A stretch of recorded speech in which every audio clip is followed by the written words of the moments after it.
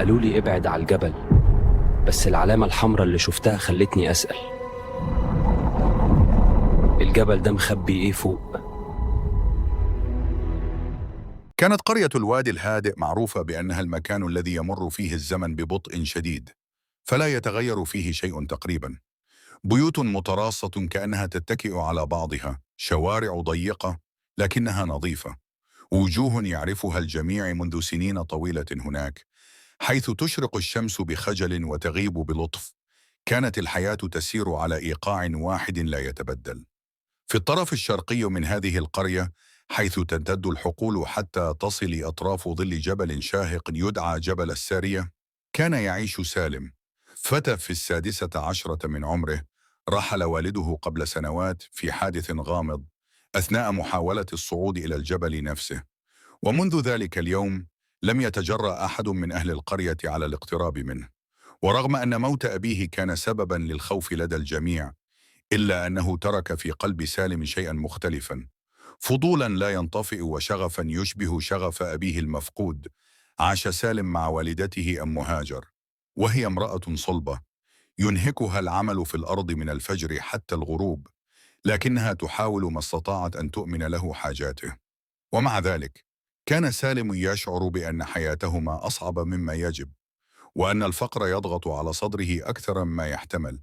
اعتاد أن يقارن نفسه بأبناء الأغنياء الذين يمتلكون الخيول الأنيقة والثياب الجديدة ويسافرون للدراسة، بينما هو لا يملك سوى بضع كتب قديمة ورثها عن أبيه.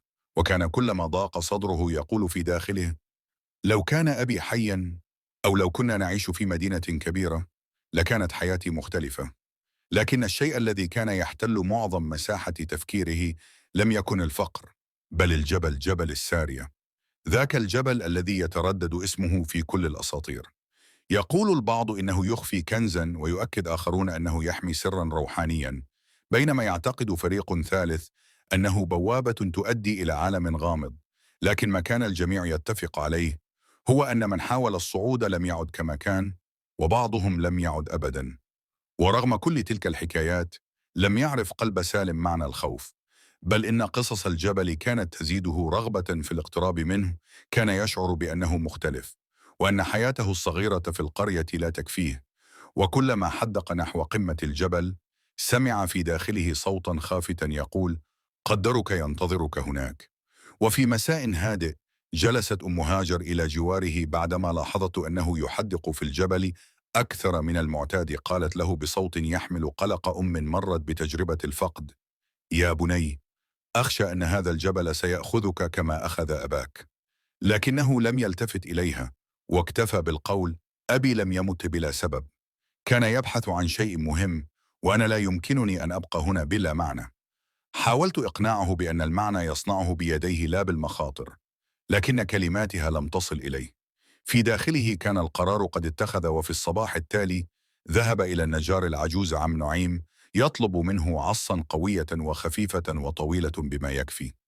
وعندما سخر الرجل منه وسأله عن سبب حاجته إليها، اقترب سالم وقال بصوت خافت: سأتسلق جبل السارية. تجمد وجه النجار من الخوف، وذكره بمصير أبيه، لكنه لم يغير رأيه. قالها سالم بثبات لم يكن يناسب عمره: أنا لست أبي. عاد إلى المنزل عند الغروب، لكنه كان يحمل في داخله شيئا كمن يسير بخطوات محسوبة نحو مصير لا يعود منه. وفي تلك الليلة، وبعد أن نامت والدته، فتح صندوقا قديما يخص والده. وجد فيه بوصلة صغيرة وسكينا صدئة ودفترا جلديا مهترئا. أخذها كلها وفتح النافذة بهدوء، ثم خرج دون أن يوقظ أحدا. وقف خارج البيت ونظر إلى السماء. كان القمر كاملا، يشع نورا يشبه طريقا يمتد نحو الجبل. شعر بأن قلبه يخفق بقوة لم يعهدها، وكأن الجبل نفسه يناديه. أمسك عصاه وتقدم خطوة، ثم قال في نفسه: بدأت رحلتي، بدأت حياتي الحقيقية. ومع أول خطوة في اتجاه وادي السارية، هبت رياح غريبة، كأن الجبل شعر باقتراب شخص جديد، شخص قد يحمل معه تغييرا لم يتوقعه أحد. صعد سالم خطواته الأولى متتبعا دربا ضيقا يشق الحقول بهدوء الليل. كان الهواء باردا يحمل رائحة التراب والمريمية، بينما يرسم القمر ظلالا متكسرة على الأرض، ومع كل خطوة كان خفق قلبه يتسارع، وشعور ثقيل يستقر على كتفيه، كأن القرار نفسه أصبح عبئا يرافقه. لم تكن الطريق في بدايتها بالصعوبة التي يتحدث عنها أهل القرية. كان الممر مغطى بأشجار الصنوبر، تتمايل أوراقها محدثة صريرا يشبه همسات قديمة. مد يده على جذوعها الخشنة، وكأنه يطلب بركة الأرض قبل أن يمضي. وبعد ساعة من المشي وصل إلى الحد الذي تنتهي فيه الحقول وتبدأ سفوح السارية الحقيقية. صخور حادة وممرات ضيقة وأودية صغيرة تتعرج كأنها تشكل متاهة حارسة للجبل. بدأ النهار يقترب ببطء، لكن ذلك لم يقلق سالم. كان في داخله توتر ممزوج بفضول طعم مر يختلط بحلاوة غامرة تدفعه إلى المضي. تذكر والدته، ثم تذكر الدفتر الجلدي لوالده الذي حمله معه. كانت صفحاته مليئة بملاحظات غريبة، خرائط صغيرة ورسوم وألفاظ مبهمة عن التيار والضوء والنقطة الحمراء. لم يفهم الكثير، لكنه شعر أنها ليست عبثية. كلما ارتقى أكثر تغيرت النباتات من حوله. اختفت الحقول الهادئة وحلت محلها نباتات قصيرة ملتصقة بالأرض. ازدادت الرياح قسوة وحملت معها غبارا بطعم معدني. وحين بدأت الشمس تظهر خلف القمم كشف ضوءها عن صخور عالية تشبه أبراجا متحجرة. وعلى إحدى هذه الصخور وجد نقشا قديما على حجر رمادي، دائرة تحيط بها 3 خطوط مشطوفة. كان النقش غريبا، لكنه لم يكن الشيء الوحيد الذي أثار انتباهه، فقد رأى على حجر آخر آثار أقدام صغيرة مع بقع دم جافة على الطرف. توقف وارتعش قلبه. تذكر الطفل الذي قيل إنه اختفى قبل أعوام وهو يلعب عند سفح الجبل. كان يظن أنها مجرد أسطورة، لكن آثار الدم جعلت الأسطورة أكثر واقعية، مما يجب أحس ببرودة تسري من قدمه حتى كتفيه، كأن الجبل يراقبه منذ زمن. تابع السير عبر منعطف يطوق صخرة ضخمة، وهناك رأى لأول مرة آثار خطوات جديدة، آثار أقدام على الطين الرخو لا يزيد عمرها عن أيام قليلة. شعر بإثارة واضحة، فليس هو الوحيد الذي تجرأ على الصعود، وهذا وحده كاف ليجعله يقظا. كان في كل خطوة يراقب الأرض ويتأكد من سلامة مساره، كأن عصاه أصبحت امتدادا لحذره. وفي مكان قريب رأى قطعة قماش مربوطة على غصن شجرة صغيرة ملتصقة بالتراب، باهت لونها، لكنها تحمل زخرفة حمراء خفيفة. أمسك بها وتساءل عمن تركها هنا. هل كانت لأحد أهل القرية أم لشخص آخر سبقه؟ شعر بأن الجبل يحاول محادثته بلغة لا يعرفها، لغة إشارات مبعثرة في الطريق. مع الظهيرة اتخذ من حاجز صخري مكانا للراحة، أشعل نارا صغيرة بغطاء الصندوق القديم، سخن بعض الطعام البسيط. أخرج دفتر والده وفتحه مجددا، فوجد على إحدى صفحاته جملة مكتوبة بخط متقطع: اتبع النقطة الحمراء، لا تراها العين فقط. إن بدا الطريق واضحا، فأعد النظر. قرأها مرات ولم يفهمها كاملة، لكن الصورة التي رأى عليها القماش الأحمر والنقش القديم جعلته يفكر في أن الجبل لا يعطي شيئا بلا اختبار.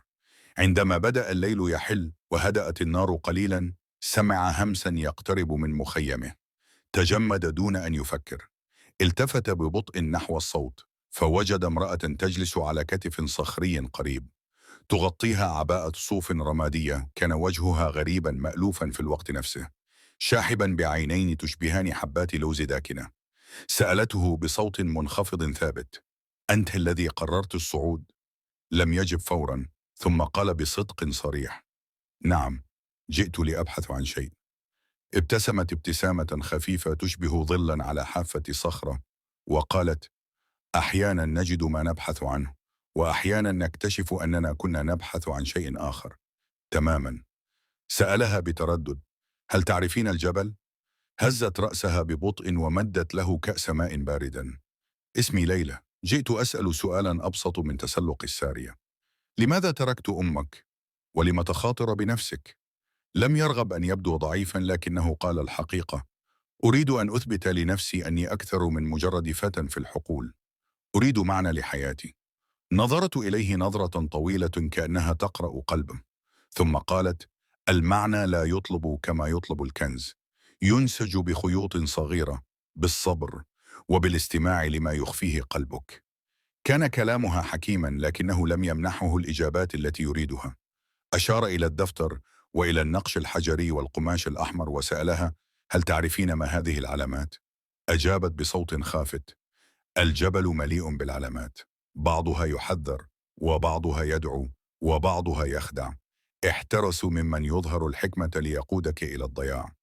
ثم غادرت كما ظهرت، خطوة بعد أخرى، حتى اختفت في الظلال، وبقي أثر قدم صغير في المكان الذي كانت تقف فيه. نام سالم تلك الليلة مرهقا، لكنه امتلأ بتفكير جديد. بدأ يشعر أن رحلته ليست صعودا للجبل فقط، بل صعودا لنفسه. ومع شروق الشمس شعر بالثبات يتداخل مع عزيمته. وقبل أن يغادر فتح الدفتر مرة أخرى، فوجد ورقة مطوية لم ينتبه لها سابقا. كانت خريطة بسيطة تشير إلى النقطة الحمراء وإلى مربع صغير مع عبارة: 3 محطات، اختر بذكاء. رفع رأسه نحو القمة وابتسم. لم يعد الأمر بحثا عن كنز ولا مغامرة بسيطة. أصبحت رحلة تحمل قواعد خاصة، لعبة كبيرة تنتظره. وبذلك الحماس سار نحو المحطة الأولى، والرياح تدفعه كأن الجبل نفسه ينتظر خطواته. مع طلوع الفجر استيقظ سالم وهو يشعر بأن الهواء تغير فجأة، صار أثقل، وكأن الجبل يختبر عزيمته للمرة الأولى. أحكم شد حقيبته على كتفه وتمسك بعصاه، ثم أخرج الخريطة الممزقة التي وجدها بين صفحات دفتر والده. كانت العلامة الأولى واضحة: نقطة حمراء صغيرة بجانب رمز يشبه عينا مفتوحة تحدق في شيء غير مرئي. سار باتجاه الشمال الشرقي، متتبعا ما وصفه الدفتر من صخور مائلة تتكون على شكل تعرجات طويلة. كانت الأرض هنا جافة أكثر مما توقع، والريح تدفع رذاذ تراب يعبر وجهه بين حين وآخر. وحين تجاوز 3 صخور على هيئة مثلث، ظهرت أمامه بوابة طبيعية منحوتة في الجبل نفسه، تشبه فما واسعا يبتلع الضوء. كان هذا هو ممر الصدى كما أسماه والده في الدفتر. وقبل أن يدخل التقطت أذناه صوتا خفيفا، كأن طفلا يردد كلمات مبهمة من بعيد. تجمد للحظة، لكنه أقنع نفسه بأنها مجرد حركة الريح بين الصخور. ومع ذلك لم يكن الصوت يشبه الريح، كان يحمل أثر وجود ماء. خطا إلى داخل الممر، كان طوله نحو 40 مترا، سقفه منخفض قليلا وجدرانه ناعمة كأن الزمن قام بتلميعها بيده. ومع كل خطوة يخطوها سالم يعود إليه صدى صوته، لكن هذا الصدى لم يكن طبيعيا. كان يرتد متأخرا بدرجة بسيطة ثم يتحول. لم يعد يشبه صدى خطوته الخاصة، بل بدا وكأن شخصا آخر يقلد حركته. بعد ثانية واحدة فقط توقف بلا إرادة منه، ثم قال بقلق: من هناك؟ هذه المرة عاد الصوت إليه، لكن ليس بصوته. عاد بصوت رجل، بعدها صوت طفل، ثم بصوت امرأة تضحك بخفوت مزعج. تراجع سالم خطوة وصدره ينقبض. تسارعت خطواته نحو نهاية الممر، وكلما أسرع ازدادت الأصوات تشابكا وفوضى، كأن عشرات الأرواح تحاول أن تتكلم مكانه. وحين لمح الضوء في نهاية الممر ركض بكل ما أوتي من قوة، وما إن خرج إلى الهواء الطلق حتى انقطعت الأصوات فجأة. سكنت الريح وانطفأ الصدى كأنه لم يكن أمام عينيه. كانت ساحة دائرية واسعة تحيط بها جدران صخرية عالية، في وسطها صخرة كبيرة بيضاوية الشكل منقوشة عليها النقطة الحمراء نفسها التي رآها في خريطة والده. تقدم نحوها ولمس سطحها، فوجدها دافئة بشكل غريب كأنها حية، ثم سمع حركة خلفه. استدار بسرعة فرأى فتاة في عمره تقريبا ذات شعر طويل أسود ترتدي معطفا ترابيا بسيطا وتحمل حقيبة صغيرة وقفت بثبات وكأنها كانت تنتظره منذ وقت طويل. قالت الفتاة دون مقدمات: كنت أعلم أني سأجدك هنا. تجمد سالم في مكانه وقال بحدة: من أنت وكيف وصلت؟ ابتسمت ابتسامة قصيرة: اسمي فرح، كنت أتبعك منذ ليلة أمس. ارتبك: تتبعينني؟ لماذا؟ قالت ببرود: لأنك لست الوحيد الذي يبحث عن شيء في هذا الجبل. تهيج شيء في قلب سالم، نظر إليها بترقب وسألها: هل أنت من قرية الوادي الهادئ؟ هزت رأسها: لا، جئت من الجانب الآخر للجبل، المكان الذي لا تعرفونه. خطا سالم خطوة إلى الخلف مستشعرا غموضها. ولماذا تتبعينني؟ ما الذي تريدينه؟ اقتربت قليلا ووضعت يدها على النقطة الحمراء المنقوشة على الصخرة، لأن هذا الجبل لا يسمح لأحد أن يصعد وحده. قبل أن يسألها ما تعنيه، اهتزت الصخرة فجأة تحت يديه. ارتجفت الأرض كلها، وانشق جزء من الجدار الجنوبي بصوت عميق يشبه زئير مخلوق ضخم. صاحت فرح: انتبه، هذه بوابة المحطة الأولى، لا تفتح إلا عندما يلمسها شخصان في الوقت نفسه. تراجع سالم مذهولا بينما كانت الفجوة تتسع أكثر فأكثر، كأن الجبل يفتح بابا لمصير جديد. من داخل الظلام خرج هواء بارد يحمل رائحة الأرض الرطبة، وفي العمق ظهر ضوء أزرق خافت يتلألأ كنبضة قلب. قالت فرح بصوت واثق بطريقة أربكته: هنا يبدأ الطريق الحقيقي إن كنت تريد مواصلة رحلتك. ادخل. تردد سالم للحظة، شعر بصوت والدته يشده إلى الخلف وصوت والده يدفعه إلى الأمام. كانت قدماه ترتجف، لكنه أدرك أن التراجع لم يعد خيارا. قال لها: أنا لا أثق بك تماما. ابتسمت بثقة: ولن تثق إلا عندما نصل للغلبة. نظر سالم إلى الفجوة مرة أخيرة، ثم شد قبضته على العصا وقال بصوت ثابت: فلندخل. ما إن عبر سالم وفرح الفتحة حتى انغلقت خلفهما بسرعة، كما لو أن الجبل ابتلع الباب الذي سمح لهما بالدخول. حل الظلام حولهما فجأة، ظلام كثيف لدرجة أحس معها سالم بأنه قادر على ملامسة الهواء بيده. لم يعد يسمع شيئا سوى صوت أنفاسهما وصدى قطرات ماء تتساقط من سقف الكهف ببطء مريب. أخرج سالم البوصلة الصغيرة التي ورثها عن أبيه، لكن إبرتها كانت تدور بلا توقف، كأن هذا المكان يرفض الاعتراف بأي اتجاه. قالت فرح بنبرة خافتة وهي تشعل مصباحا صغيرا: لا تعتمد على البوصلة هنا، التيارات المغناطيسية داخل هذا الكهف تتغير باستمرار. نظر إليها سالم بدهشة: كيف تعرفين هذا؟ رفعت المصباح قليلا وأجابت: لأننا في القرية خلف السارية نعرف عن هذا الجبل أكثر مما تعرفون. بعض القصص حقيقية وبعضها مجرد تخويف للأطفال، لكن هذا المكان تحديدا كل من دخله تغير. مع الضوء الخافت ظهر أمامهما مشهد مربك: ممرات كثيرة تتفرع في كل اتجاه، متشابهة في الشكل والتكوين، كأن الكهف مدينة واسعة ممتدة تحت الجبل. جدران ملساء، ممرات ملتوية، سقف منخفض يكتم الصوت. سأل سالم وهو يتأمل التفرعات: أي طريق نأخذ؟ رفعت فرح المصباح وأشارت إلى خط أحمر رفيع يكاد يختفي على الجدار. هذه العلامة نفسها التي رأيتها على الصخرة. والدك ترك هذه الإشارة. توقف سالم وكأن قلبه اصطدم بشيء. تعرفين والدي؟ تابعت السير دون أن تلتفت. لا شخصيا، لكني أعرف أنه وصل إلى أبعد مما قاله لأي أحد. سار خلفها وهو يحمل في صدره أسئلة كثيرة، لكنها كانت تتحرك بسرعة كأنها تتجنب فتح باب الحديث. كان الضوء ينعكس على الجدران ويصنع ظلالا تتحرك معهم، فتبدو الممرات وكأنها تتنفس. بعد وقت بدا طويلا اتسع الممر تدريجيا حتى وصل إلى قاعة كبيرة، جدارها الأمامي يحتوي على فتحة مستديرة تقود إلى داخلها. دخل الاثنان ببطء، وفي اللحظة التي رفع فيها سالم رأسه اتسعت عيناه على مشهد غريب. كانت القاعة ممتلئة بمرايا ضخمة مصنوعة من صخور لامعة ترتب نفسها كأنها حراس صامتون، لكنها لم تكن مجرد مرايا عادية، فانعكاساتهما لم تبدو كما هما. بدت أطوالهما مختلفة، ملامحهما تغيرت قليلا، وظلال أخرى ظهرت خلفهما دون أن تكون موجودة. اقترب سالم من إحدى المرايا. رأى نفسه، لكن ليس كما يعرف نفسه.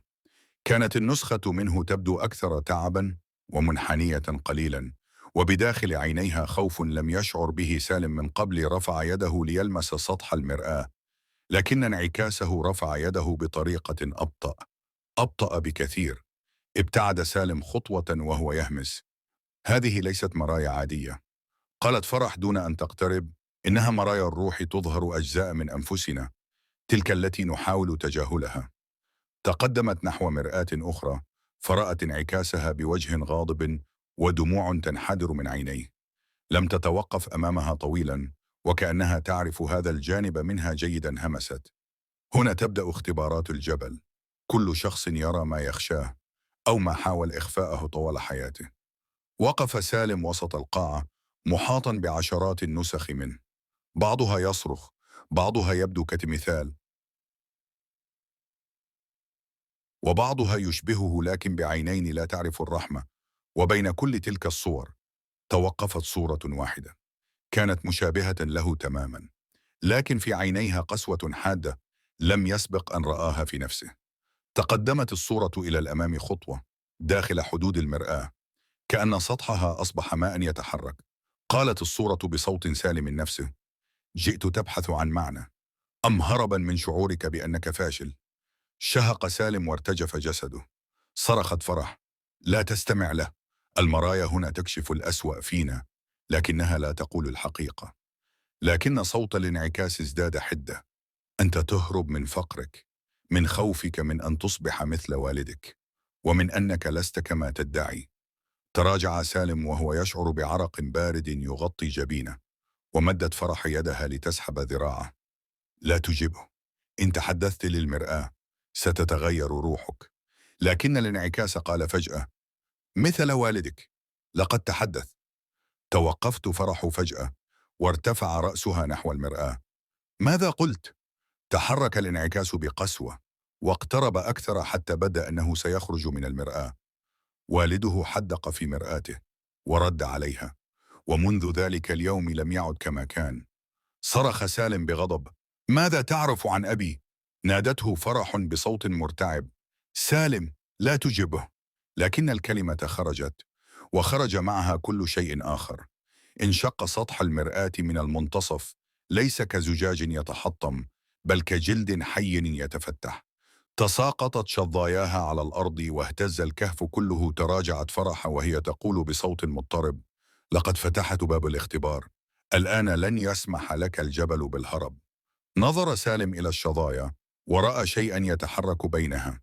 كان يرى نسخة منه، لكن ليست انعكاسا، كانت جسدا حقيقيا، نسخة منه بلا روح، تتنفس وتتحرك ببطء نحوه كأنها خرجت من بطن المرآة. صرخت فرح وهي تمسك يده: أركض، الطريق التالي بعد القاعة مباشرة، لا يجب أن تقاتل نفسك.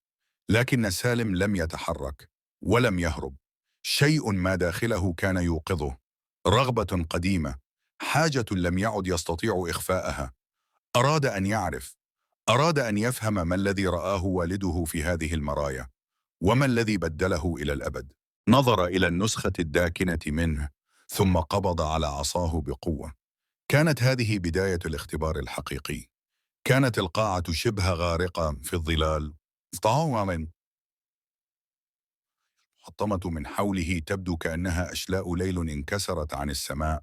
وبين الشظايا التي تلمع بضعف كان يقف الظل، النسخة التي خرجت من المرآة، يتحرك بخطوات ثابتة محسوبة، وكأنه يعرف تماما أين يجب أن يذهب، ومن يجب أن يواجه. وقف سالم في مكانه، وعلى الرغم من الارتجاف الذي يطرق صدره كطائر مذعور، إلا أنه شد قبضته على العصا، محاولا أن يثبت نفسه. من خلفه قالت فرح بصوت يتصاعد فيه القلق: سالم، هذا ليس إنسانا، هذا أنت. لكنه ظلك.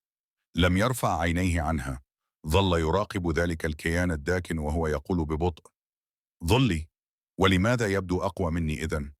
أجابت وهي تتحرك قليلا للخلف، كأن المكان يضيق عليها. لأنه يحمل كل ما تخفيه عن نفسك، كل خوف، كل ضعف، كل حقد صامت. الأشياء التي لا تقولها تظهر هنا. توقف الظل على مسافة قصيرة منه، ثم رفع رأسه. كان شكله مطابقا لسالم، لكن عينيه كانتا سوداوتين بالكامل، بلا أي بريق، كأنهما بوابتان فارغتان. فتح فمه، وخرج الصوت بصوت سالم لكنه أبرد، أجوف: أخيرا قررت أن تواجهني؟ لم ينطق سالم. ارتفع صوت فرح من الخلف: لا تتحدث معه، كل كلمة تقولها تمنحه قوة. لكن الظل قال بابتسامة ساخرة باهتة: أتنصت لفتاة لا تعرف حتى نفسها؟ أما تسمع صوتك؟ اشتد قلب سالم نبضا، وهز رأسه ليطرد الكلمات، لكن الظل تابع بصوت أقرب إلى الهمس: تعرف لماذا صعد والدك الجبل؟ توقف الهواء في رئتي سالم. قال دون أن يفكر: لماذا؟ توسعت ابتسامة الظل: لأنه كان يهرب، تماما كما تفعل أنت. رفعت فرح يدها إلى رأسها بغضب: سالم، أنت تعطيه ما يريد. لكن الظل لم يتراجع. تقدم خطوة، وصوته يضرب أعماق سالم. هرب من واجباته، من خوفه، من ضعفه. لم يصعد بحثا عن كنز ولا سر، بل ليهرب من نفسه. وأنت أتيت لذات السبب. تقلص صدر سالم بحدة. كانت الكلمات تحدث داخله ضوضاء أكبر من صدى القاعة نفسها.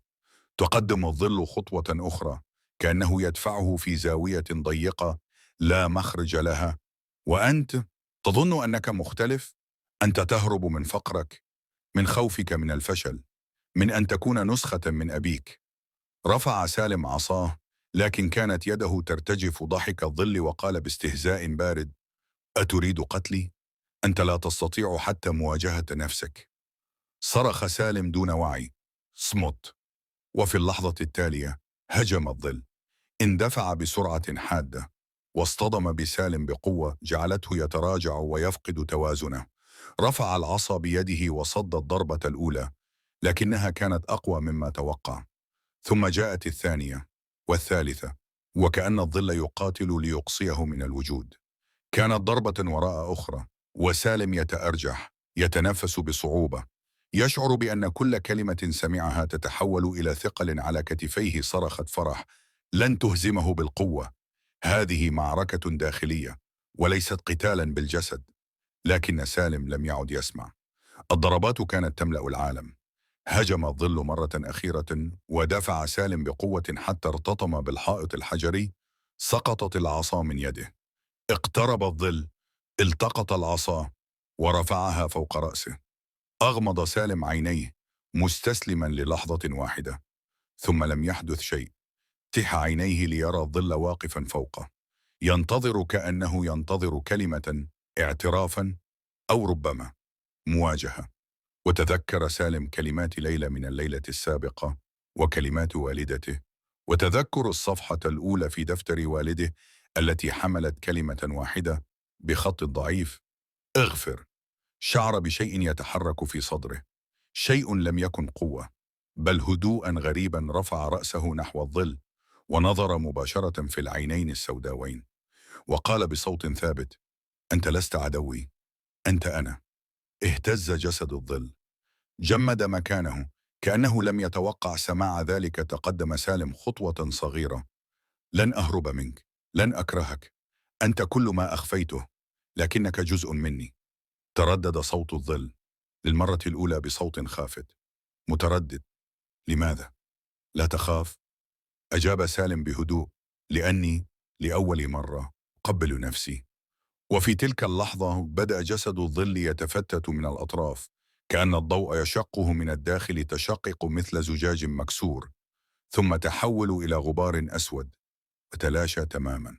سكنت القاعة، توقفت المرايا عن الارتجاف، وأصدر الجبل نفسه صوتا خافتا: أنه موافق على ما حدث. اقتربت فرح، وضعت يدها على كتفه وقالت بابتسامة مليئة بالارتياح: لقد نجحت، لقد واجهت نفسك، وهذا أصعب اختبار في الجبل. رفع سالم رأسه نحوها، وفي عينيه ضوء جديد لم يكن فيه أي خوف. قالت: هيا، ما زال أمامنا الطريق إلى المحطة الثانية. وخرج سالم من قاعة المرايا مختلفا عما كان، أخف وزنا، أقوى حضورا، لكن الجبل لم يكشف له سوى البداية. خرج سالم وفرح من قاعة المرايا عبر ممر ضيق ممتد في عمق الجبل، كأنهما ينتقلان من عالم إلى آخر. كانت الجدران هذه المرة خشنة، غير مصقولة، وكأن الجبل أغلق باب أسراره وعاد إلى صلابته الطبيعية. الهواء أصبح أكثر رطوبة، ومع كل خطوة كان الضوء الأزرق الباهت يتسرب من شقوق السقف مثل أنفاس باردة لا يعرف مصدرها. ترددت خطواتهما بصوت خافت متقطع، وكأن الأرض نفسها تتجنب إزعاج ما يسكن في باطن الجبل. سأل سالم وهو يتفحص الممر بنظره المتوتر: إلى أين نتجه الآن؟ أجابته فرح بنبرة أقل ثباتا مما عهدها: إلى المحطة الثانية، وادي الأرواح الخفية. ابتسم سالم بتهكم خفيف، محاولة منه لإخفاء ارتباكه. وهل يحتوي الوادي على أرواح فعلا؟ نظرت إليه نظرة طويلة قبل أن تقول ببطء: الجبل لا يستخدم الكلمات كتشبيه يا سالم. استمر الممر في الانحدار حتى انفتح فجأة على مساحة شاسعة، وجدا نفسيهما على حافة مرتفعة تشبه شرفة حجرية تطل على واد لا يشبه أي شيء رآه سالم في حياته. كان الوادي يغرق في ضباب أزرق كثيف يجعل كل ما فيه غامضا وبعيدا.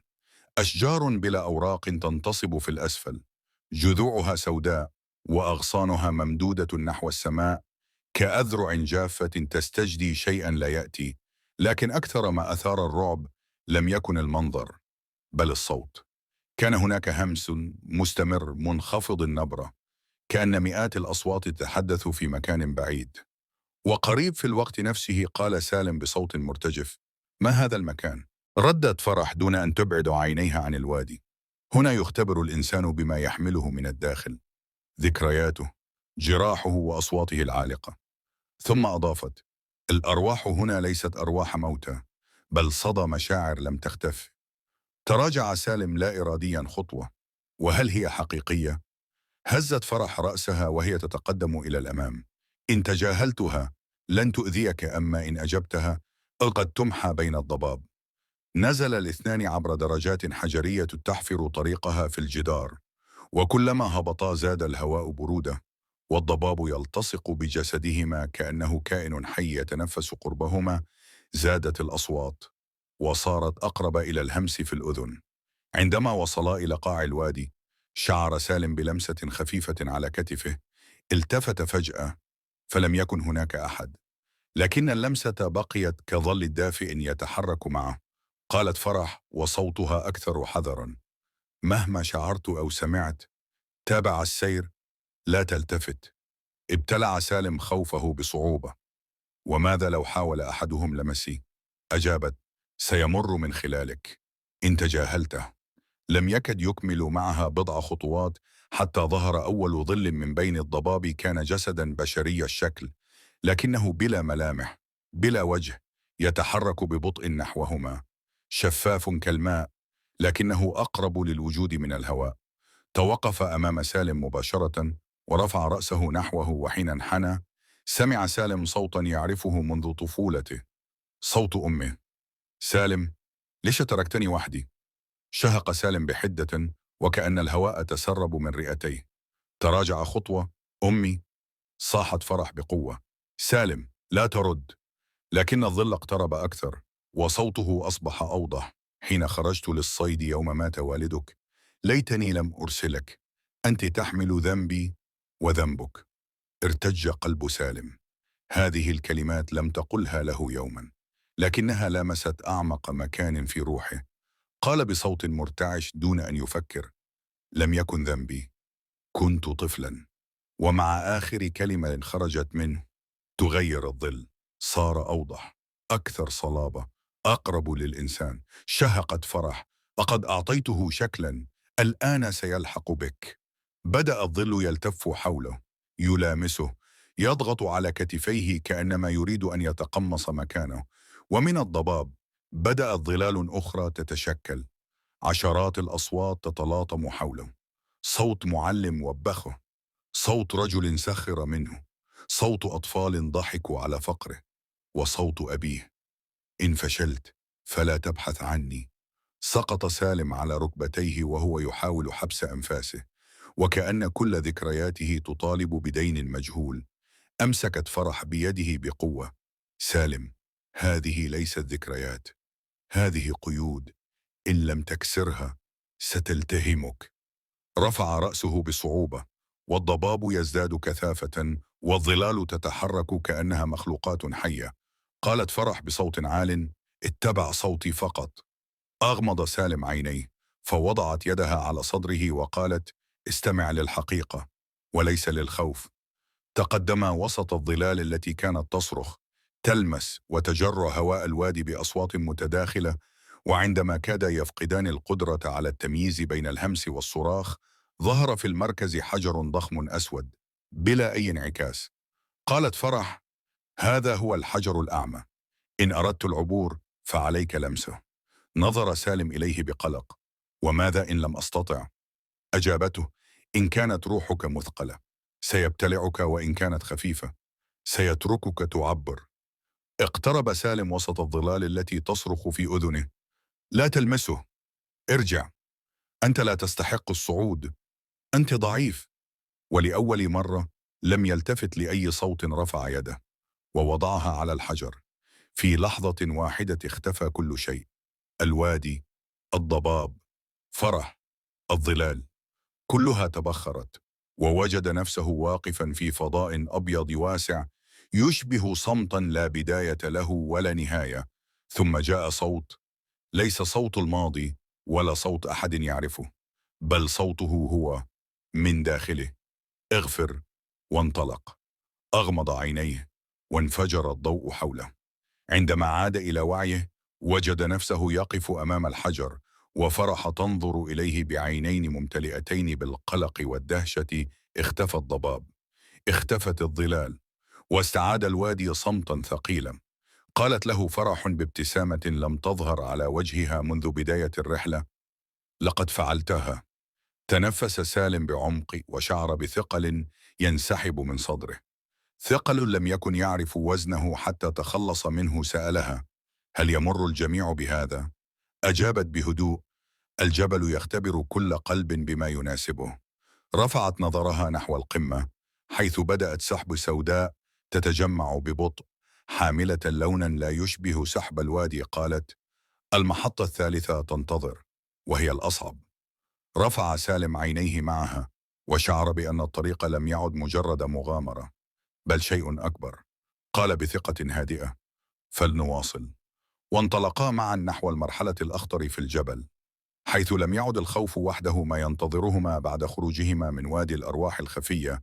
تابع سالم وفرح صعودهما عبر الطريق المتعرج الذي بدم وكأنه جرح مفتوح في جسد الجبل. ازدادت الصخور سوادا، والهواء صار أثقل كأنه يحمل أسرارا لا يريد كشفها الرياح. كانت تعصف حولهما بنبرة حادة تشبه صراخا بعيدا لا يمكن تحديد مصدره، والبرد يلسع وجوههما فتوجع ملامحهما. كانت فرح تتقدم، لكن الخطوات التي كانت تبدو ثابتة سابقا لم تعد كذلك. ظهر على وجهها توتر لم يلاحظه فيها من قبل، وكأنها تخشى ما ينتظرهما أكثر من أي اختبار واجهاه حتى الآن. نظر إليها سالم وسأل بصوت نال منه التعب: ما الذي سنواجهه الآن؟ ما هي المحطة الثالثة؟ توقفت، وكأن الجبل أجبرها على ذلك. أخذت نفسا عميقا وقالت بخفوت يحمل معنى أكبر من الكلمات: المحطة الثالثة ليست اختبارا من الجبل. انقبض قلب سالم. ماذا تعنين؟ التفتت إليه، وفي عينيها ظل حزن ثقيل. ستواجه الشخص الذي صعد قبلك. ولم يعد. لم يحتج سالم مزيدا من الشرح. فهم وارتجف والده. كلما اقتربا من القمة ازدادت العاصفة شراسة. المطر صار ينزل كخيوط جليدية، والضباب كثيف لدرجة لا يتيح رؤية أكثر من ذراع أمامهما. كانت الصخور تنزلق تحت الأقدام، والهواء الغاضب يصفع وجهيهما كمن يريد دفعهما إلى الوراء. أجلست فرحي وهي تتشبث بصخرة كي تمنع الريح من اقتلاعها. إن رأيت شيئا، أي شيء، لا تتعجل. ما يختبئ هنا لا يراه الناس إلا مرة في العمر. كان لدى سالم شعور غريب يشتد مع كل خطوة، إحساس بشيء ينتظره، كأن قلبه يسحب إلى الأمام بقوة خفية. وبينما يشقان طريقهما عبر العاصفة، ظهر باب صخري عملاق، ليس فجوة طبيعية، بل باب كامل محفور في الجبل، يتوسطه نقش لعين مفتوحة تحدق نحوهما بصمت. همست فرح. هذا هو المدخل، النهاية، أو بدايتها. دفع سالم الباب بكل قوته، فانفتح ببطء، مطلقا صوتا يشبه زئيرا مكتوما. كان الداخل على غير ما توقعاه، غرفة واسعة مضاءة بنور دافئ، جدرانها ملساء كأن يدا بشرية نحتتها بإتقان، وفي منتصفها دائرة محفورة في الأرض تلمع حوافها بخطوط رقيقة من الضوء. لكن ما سحب نفس سالم ليس النقوش، بل الشخص الذي كان يقف داخل الدائرة. رجل، ثيابه ممزقة، شعره طويل، كتفاه منحنيتان من ثقل السنين. وحين التفت ببطء، ظهر وجهه بملامحه التي لم يغادرها الزمن إلا قليلا، بعينين تعرفان الطريق إلى قلبه قبل أن يتعرف هو عليه. شهق سالم: أبي. رفع الرجل رأسه، وعلى وجهه دهشة امتزجت بعمق الشوق. سالم، هل هذا حقا أنت؟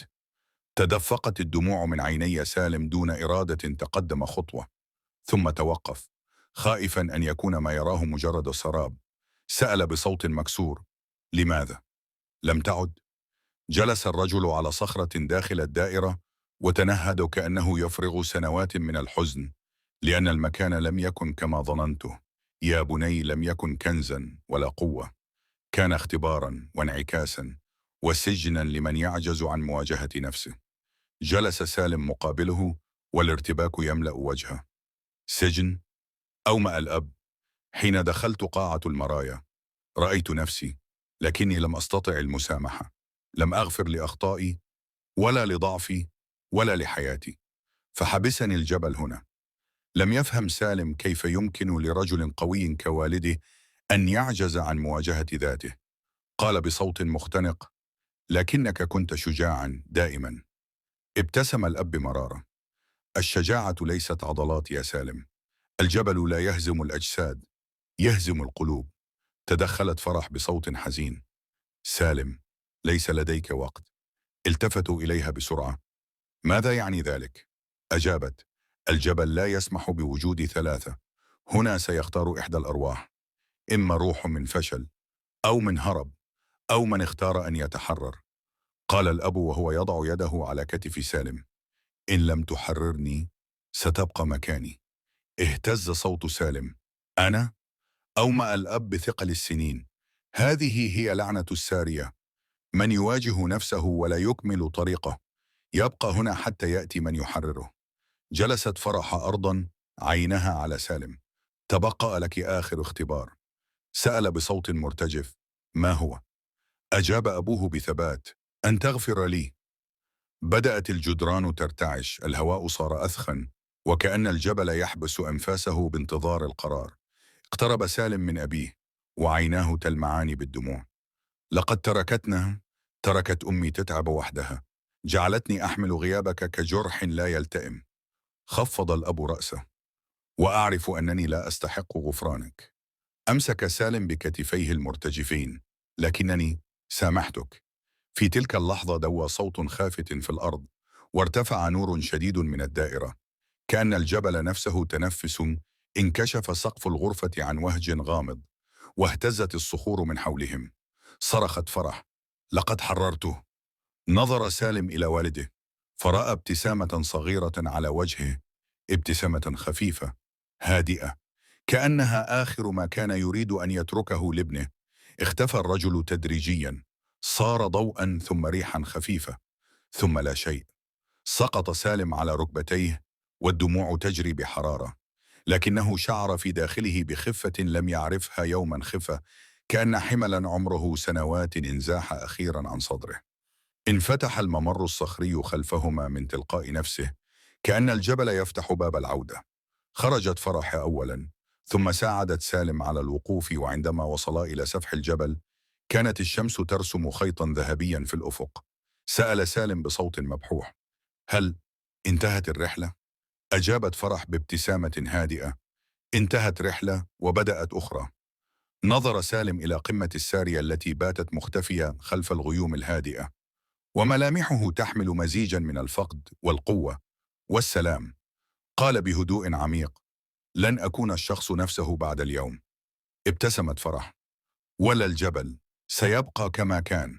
ومع ذلك الإدراك انتهت رحلته الأولى، لأن الجبل لم يكن يوما غاية، بل مرآة، ولم يكن السر كنزا ولا قوة، بل سفرا إلى أعماق الروح. أصعب الرحلات هي تلك التي تأخذنا إلى داخل أنفسنا، ومن يجرؤ على مواجهة ظله يصبح أقوى من أي جبل.